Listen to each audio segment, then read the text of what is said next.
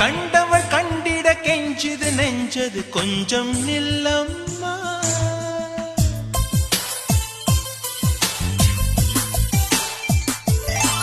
நான் வானவில்லையே பார்த்தேன், அதை காணவில்லையே வேத்தேன்.